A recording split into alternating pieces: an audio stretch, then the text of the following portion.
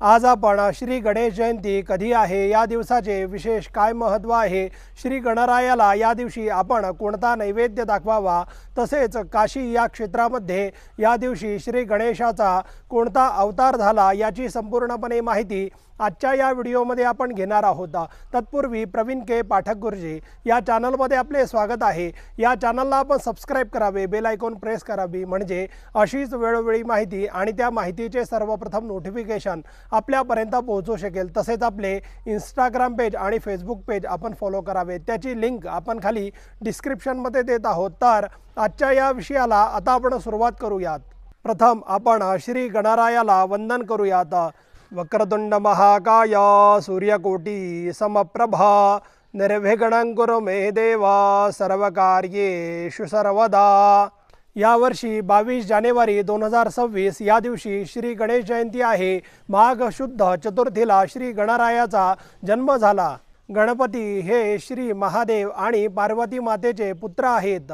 पार्वती मातेने आपल्या अंगावरील उठण्याच्या सहाय्याने एक मूर्ती तयार केली आणि त्यामध्ये प्राण आणला। द्वाररक्षकाचे काम करणाऱ्या या मूर्तीने प्रत्यक्ष श्री शिवशंकरांना अडवले, तेव्हा शिवशंकरांनी त्रिशूळाने त्यांचे मस्तक उडवले। नंतर पार्वती मातेच्या हट्टाने शिवशंकरांनी हत्तीचे मस्तक आणून बसवले। तेच हे श्री गणपती, गजानन, विनायक, लंबोदर, एकदंत अशा अनेक नावांनी आपण गणपती बाप्पांना ओळखतो। महाभारताच्या वेळी श्री गणेश हे व्यासांचे लेखक झाले।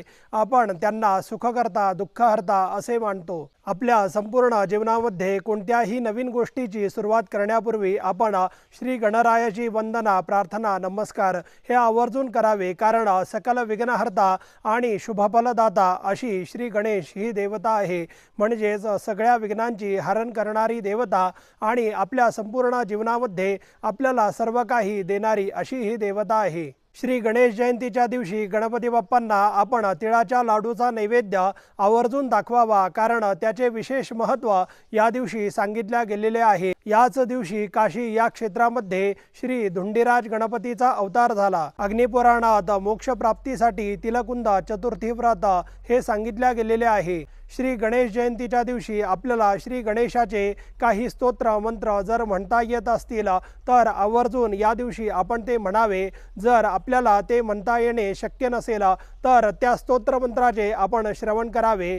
श्री गणेश जयंती हा संपूर्ण दिवस आपण भक्तिभावाने व्यतीत करावा। श्री गणराय आपल्या सर्वांच्या सर्व मनोकामना पूर्ण करो अशी सदिच्छा देतो। श्री गणेश जयंतीच्या आपल्याला व आपल्या सर्व कुटुंबियांना खूप खूप शुभेच्छा। या चॅनलला आपण सबस्क्राइब करावे। धन्यवाद।